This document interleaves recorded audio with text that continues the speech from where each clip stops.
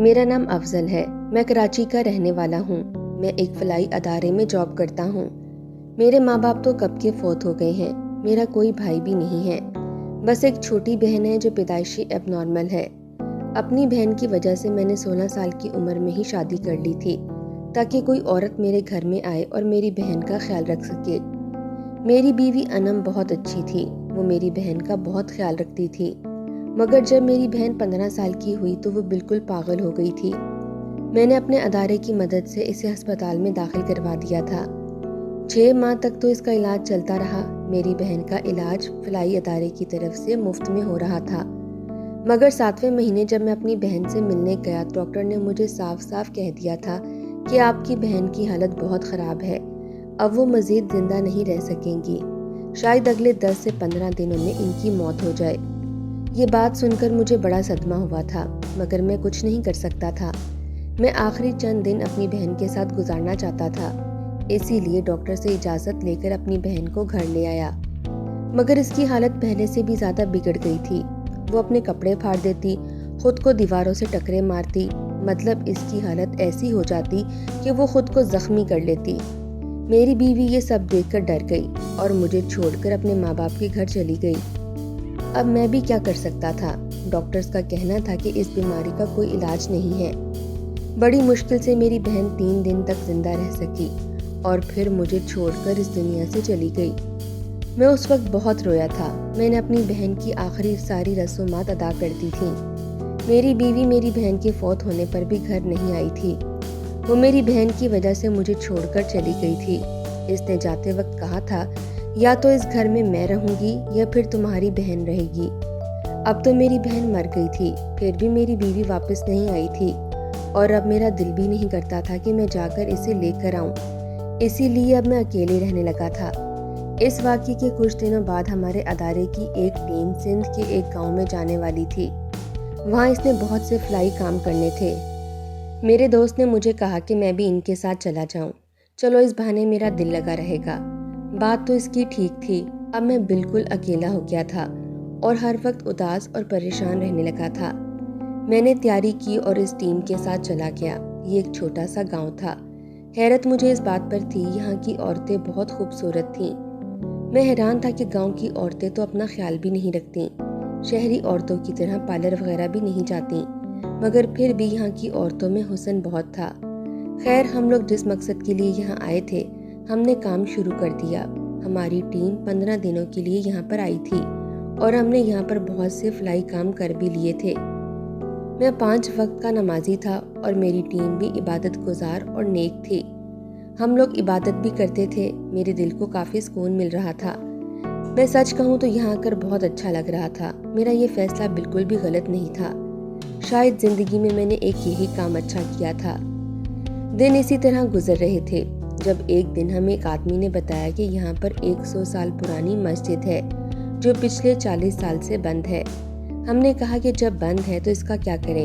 اس نے کہا کہ ہمیں وہ مسجد کھولنی چاہیے اور وہاں پر اذان دینی چاہیے۔ آخر کو وہ اللہ کا گھر ہے، اسے بند نہیں ہونا چاہیے۔ پتہ نہیں اس مسجد کو کیوں بند کیا گیا ہے۔ ہم نے کہا کہ یہ تو یہاں کے لوگوں کو پتہ ہوگا کہ مسجد کو بند کرنے کے پیچھے کیا مسئلہ ہو سکتا ہے، کہ کسی عمارت کو بند کرنا یا کسی ہوٹل کو بند کرنا تو سمجھ میں آتا ہے، لیکن بلا وجہ کوئی مسجد کو بند کیوں کرتا ہے؟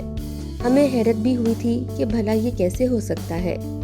جب ہم اسے دیکھنے گئے تو وہ دور سے بالکل ٹھیک لگ رہی تھی تو کافی پرانی لیکن مضبوط تھی، کیونکہ پرانے زمانے میں تعمیرات بہت ہی اچھی بنائی جاتی تھیں۔ ہمیں بتایا گیا تھا کہ اس کی چابیاں ایک شخص کے پاس ہیں، جا کر اس سے بات کریں۔ ہم نے جا کر اس سے بات کرنے کے بارے میں سوچا۔ ہم لوگ اس آدمی کی دکان پر گئے۔ اس کی کریانے کی دکان تھی۔ ہم نے کہا کہ مسجد کی چابی دو، تو اس نے کہا میرے پاس چابی نہیں ہے، چابی کھو گئی ہے۔ ہم نے کہا کہ مسجد کو تالا کیوں لگایا ہے؟ تم نے مسلمان ہو کر ایسا کیوں کیا؟ تم وہاں کے امام تھے، تمہارے پاس ہی چابی ہونی چاہیے۔ اس نے کہا کہ چابی میرے سے گم ہو گئی ہے، اس مسجد کو کھولنے کی کوشش مت کیجیے گا، یہی آپ کے لیے بہتر ہے۔ پھر اس نے کہا کہ میں اس معاملے پر بات بھی نہیں کرنا چاہتا۔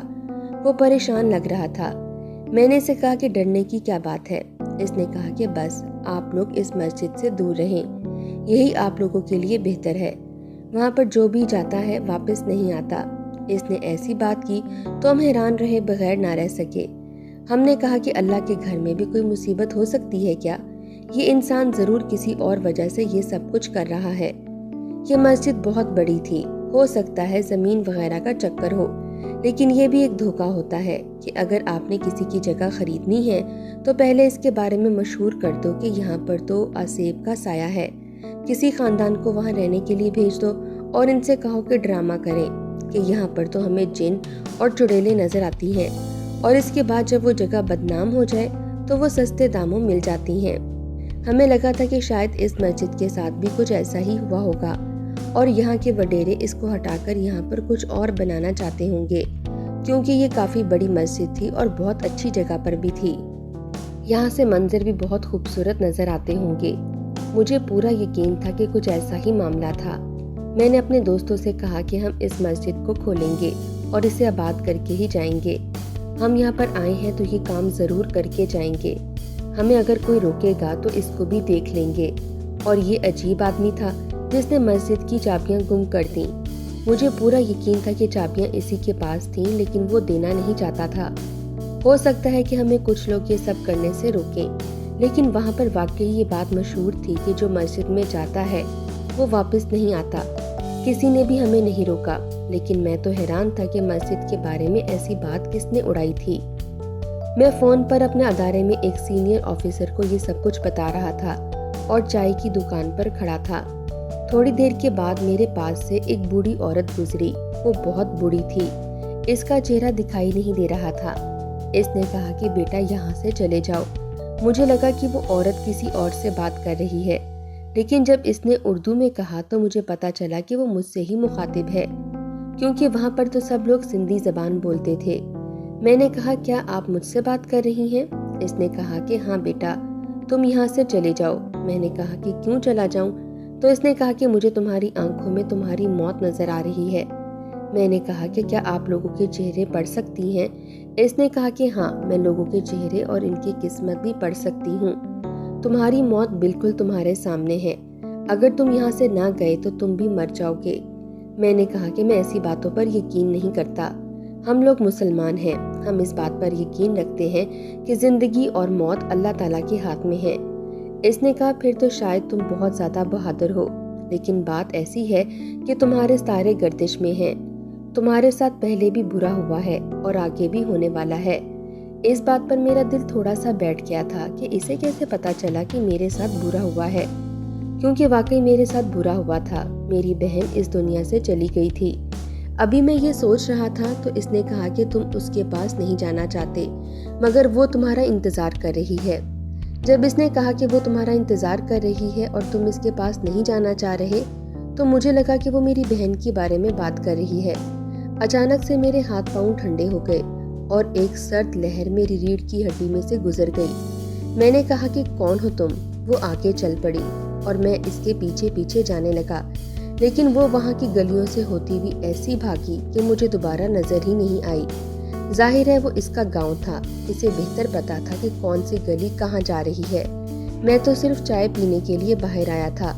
میں نے یہ بات اپنے دوستوں کو نہیں بتائی۔ ہم نے شام کو یہ مسجد کھولنے کا ارادہ کر لیا تھا۔ ہم نے مسجد کا تالا توڑ دیا اور مسجد میں داخل ہو گئے۔ مسجد تو بہت زیادہ خوبصورت تھی۔ ہم سب نے مل کر مسجد کی صفائی کرنا شروع کر دی۔ ہمیں ایسا لگا کہ ہم نے بہت اچھا کام کیا ہے۔ صفائی کر کے ہم وہیں بیٹھے تھے، ہم نے پانی پیا، وضو کیا، اس کے بعد ہم نے وہاں پر عشاء کی اذان دی اور وہیں پر نماز بھی ادا کی۔ تھوڑی دیر کے بعد ہم سب لوگ حیران ہو گئے جب اچانک سے ایک بوڑھی عورت مسجد کے دروازے کے پاس کھڑی تھی اور ہم لوگوں کو دیکھ رہی تھی۔ ہم نے کہا کہ کون ہو تم؟ تو وہ اندر آ گئی۔ جب وہ اندر آئی تو میں نے اس کو دیکھا، اس کا حلیہ ایک عام بوڑھی عورت کی طرح ہی لگ رہا تھا۔ ہم نے کہا کہ کیا چاہتی ہو؟ یہاں پر کیا کر رہی ہو؟ میری ٹیم میں سے کچھ لوگ سندھی زبان پر عبور رکھتے تھے، اس لیے انہوں نے اسی زبان میں بات کی۔ اس نے کہا کہ یہاں سے چلے جاؤ، نہیں تو تم لوگوں کے ساتھ بہت برا ہوگا۔ مجھے یہ آواز جانی پہچانی لگ رہی تھی کہ کہیں یہ وہی عورت تو نہیں تھی جو صبح مجھے ملی تھی، لیکن وہ تو بہت زیادہ بوڑھی تھی اور یہ قدرے کم بوڑھی لگتی تھی۔ وہ تو ایسے جھکی ہوئی تھی کہ جیسے 80 سال سے اوپر کی ہو، لیکن یہ 40-45 سال کی لگ رہی تھی اور اس کی شکل سے تو عمر اور بھی کم لگ رہی تھی، لیکن اس کے ہاتھوں سے لگتا تھا کہ یہ کم سے کم بھی 45 یا 50 سال کی ہوگی۔ وہ بالکل سنجیدہ تھی۔ ہم لوگ 10 سے 12 لوگ تھے۔ وہ ہمیں عجیب سی نظروں سے دیکھ رہی تھی۔ اس کے چہرے پر کوئی جذبات نہیں تھے، بس کچھ عجیب سا ہی معاملہ تھا۔ اس نے دوبارہ کہا، یہاں سے چلے جاؤ۔ ہم لوگوں نے کہا کہ تم جو بھی ہو تم یہاں سے جاؤ، ہم نے اس مسجد کو کھول دیا ہے اور ہم نے کوئی غلط کام نہیں کیا۔ اس عورت نے کہا کہ تم لوگ پچھتاؤ گے، جیسے ہی رات ہوگی تم لوگ مجھے یاد کرو گے اور یہاں سے چیختے چلاتے ہوئے جاؤ گے، تم لوگوں کے ایمان خراب ہو جائیں گے۔ اس نے ایسی بات کی کہ ہم لوگ حیران رہ گئے۔ ہم نے کہا کر لو جو کرنا ہے۔ میں نے اپنے دوستوں کو بتایا کہ ایک بوڑھی عورت مجھے پہلے بھی ملی تھی اور وہ اسی طرح کی باتیں کر رہی تھی، کہیں وہ تو نہیں ہے؟ میرے دوست نے کہا کہ ہم کوئی غلط کام نہیں کر رہے ہیں جو ہم کسی سے ڈریں، ہمیں صرف اللہ سے ڈرنا چاہیے۔ ہم سب کے ایمان تازہ تھے۔ ہم نے وہیں پر رات گزارنے کا ارادہ کر لیا کہ یہیں پر بیٹھیں گے اور صبح مسجد کی صفائی کریں گے اور اس کے بعد اسپیکر کو آن کر کے وہاں پر اذان دیں گے تاکہ باقی کے لوگ بھی ادھر آنا شروع ہو جائیں۔ جب ایک دفعہ لوگوں نے یہاں آنا شروع کر دیا پھر اس مسجد کو کوئی بند نہیں کر پائے گا۔ باقی ہم گاؤں والوں سے بات کریں گے کہ مسجد کو کس کے حوالے کیا جائے۔ ہماری نیت بھی صاف تھی، سوچ بھی اچھی تھی۔ ہم سب لوگ وہیں پر بیٹھ گئے۔ ایک دوست کو بھیجا جو کھانا لے کر آ گیا اور ہم لوگوں نے کھانا بھی کھا لیا۔ ہم یہیں پر بیٹھے تھے، ایک دوسرے سے باتیں کر رہے تھے جب ہمیں اچانک سے مسجد کے پیچھے بنے ایک کمرے سے ہلچل کی آواز آئی، جہاں پر شاید سپارے اور مسجد کا کوئی سامان رکھا ہوا تھا۔ آواز سے محسوس ہوتا تھا کہ وہاں پر کوئی موجود ہے۔ ہم میں سے کچھ لوگ پریشان ہو گئے اور ڈر گئے۔ انہوں نے کہا کہ اس بوڑھی عورت نے کہا تھا کہ جیسے ہی رات ہوگی تم لوگ پچھتاؤ گے، اور رات ہو گئی ہے۔ میں نے کہا کیا ہو سکتا ہے؟ اللہ کے گھر میں اللہ کی مخلوق کے علاوہ اور کون ہو سکتا ہے؟ میرے ایک دوست نے کہا کہ اللہ کی مخلوق میں جنات بھی آتے ہیں۔ میرے دوستوں نے کہا کہ ہم جا کر چیک کرتے ہیں۔ ہم سب اس طرف گئے تھے۔ باقی لوگ تھوڑے پریشان لگ رہے تھے کیونکہ ماحول ہی اس طرح کا بنا ہوا تھا۔ جب ہم لوگ وہاں پر گئے تو سامنے سے کچھ نظر نہیں آ رہا تھا، لیکن بار بار ہلچل کی آواز آ رہی تھی۔ تھوڑی دیر کے بعد دیکھا تو وہاں پر ایک بلی تھی۔ ہم لوگوں کی جان میں جان آئی اور ہم نے کہا کہ شکر ہے کچھ اور نہیں تھا۔ ہم لوگ واپس آ گئے۔ لائٹس مسجد بند ہونے کی وجہ سے خراب ہو گئی تھیں، اس لیے مسجد میں تقریباً اندھیرا ہی تھا۔ ہم میں سے کسی کا بھی سونے کا ارادہ نہیں تھا، لیکن کچھ لوگوں کی آنکھ لگ گئی اور میں ان میں سے نہیں تھا، میں جاگ رہا تھا جب اچانک سے مجھے پھر سے ہلچل کی آواز آئی۔ میں نے کہا کہ شاید بلی ہوگی، لیکن اس دفعہ صرف آواز نہیں آئی تھی بلکہ میں نے کسی کا سایہ بھی دیکھا تھا۔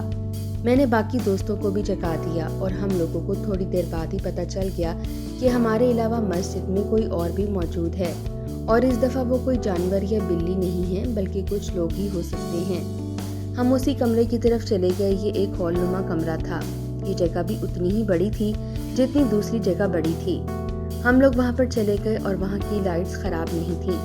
ہم نے لائٹس آن کر دی، لیکن کمروں کے کونوں میں کچھ اندھیرا سا تھا۔ ہمیں کسی عورت کی آواز آئی تھی۔ ہم لوگ کافی پریشان اور حیران ہو رہے تھے کہ کیا ہو سکتا ہے۔ تھوڑی دیر کے بعد وہاں پر کچھ ایسا ہوا کہ ہم لوگ مشکل میں پڑ گئے۔ اچانک سے لائٹس بند ہو گئی۔ ہم ایک دوسرے کو بھی نہیں دیکھ پا رہے تھے، اتنا اندھیرا تھا کہ کچھ دکھائی نہیں دے رہا تھا۔ تھوڑی دیر کے بعد لائٹ آئی اور اچانک سے کمرے میں بہت زیادہ روشنی ہو گئی۔ سامنے کا منظر دیکھ کر ہم حیران رہ گئے کیونکہ سامنے 2 لڑکیاں کھڑی تھیں، اتنی خوبصورت اور جوان لڑکیاں کہ ہم میں سے کسی نے بھی نہیں دیکھی تھیں۔ ان کے بال لمبے لمبے تھے، چہرے پر مسکراہٹ تھی اور وہ ہمیں ہی دیکھ رہی تھیں۔ میرے ساتھ جتنے بھی لوگ تھے وہ سارے ہی ان کی حسن کے دیوانے سے بن گئے اور ان کو عجیب نظروں سے دیکھنے لگے۔ وہ بھی مسکرا رہی تھیں اور اپنی طرف آنے کا اشارہ کر رہی تھیں۔ یہ سب کچھ کیا تھا؟ ایک پل کو میں بھی کہیں کھو سا گیا تھا کیونکہ میری بیوی بھی تو مجھے چھوڑ کر جا چکی تھی اور میں اکیلا رہ رہا تھا۔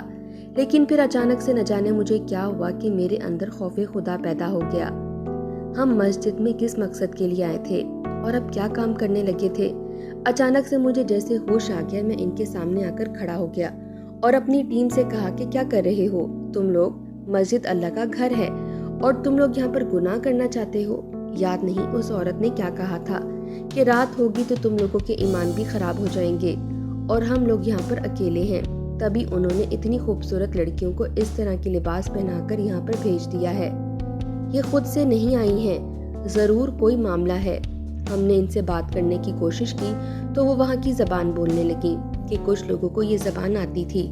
वो कह रही थी कि हम तुम लोगों के लिए आई हैं, रात का वक्त है, आओ हमारे पास, हम बातें करते हैं। वो अजीबोगरीब बातें कर रही थी। मैंने इनको कहा कि जाओ यहाँ से, निकल जाओ। मेरे कुछ दोस्त मुझे रोकने लगे। मैंने कहा कि तुम लोगों का दिमाग ठीक है, तुम लोग मस्जिद में खड़े हो, खबरदार जो इन लड़कियों की तरफ कोई आया। मैंने उन लड़कियों को कहा कि वो चली जाएं, लेकिन वो जा भी नहीं रही थी। इनको एक दफ़ा बाहर निकाला, वो दोबारा वापस आ गईं। अब मैंने गुस्सा किया और ज़बरदस्ती इनको वहाँ से बाहर निकालकर दरवाज़ा बंद कर दिया। थोड़ी देर के बाद सारी लाइट्स बंद हो गईं और हम लोग परेशान हो गए। हम जैसे ही मस्जिद से बाहर निकले, किसी ने दरवाज़ा बंद कर दिया। अब हम लोग दरवाज़ा खोलने की कोशिश कर रहे थे, लेकिन दरवाज़ा खुल नहीं रहा था। इसी असना में वक्त गुजरने लगा। हम लोग बार बार कोशिश करने लगे कि किसी तरह दरवाज़ा खुल जाए। वो लड़कियां पता नहीं किस रास्ते से अंदर आ गई थीं। हमें तो मस्जिद के अंदर जाने का एक ही रास्ता नजर आ रहा था। दीवारें भी बहुत ऊंची थीं, कोई भी इनको फैलांग कर नहीं आ सकता था। रात इसी तरह गुजर गई। सुबह ये मामला गांव के लोगों के सामने पेश कर दिया और इनको सब कुछ बता दिया। उन्होंने उस औरत का हुलिया पूछा और फिर हमें एक बुजुर्ग ने बताया कि असल बात यह है कि एक गैर मुस्लिम औरत ने इस मस्जिद पर केस किया हुआ है। वो कहती है कि इस मस्जिद को यहाँ से हटा दिया जाए क्योंकि ये ज़मीन इसके बाप की है और यहाँ पर ज़बरदस्ती मस्जिद बनाई गई है, जबकि वो खुद गैर मुस्लिम है और वही इस मस्जिद के बारे में बदनामी फैलाती रहती है। और इसीलिए ये मस्जिद पिछले 40 साल से बंद पड़ी है, क्योंकि वो औरत इसी तरह की हरकतें पहले भी कर चुकी है।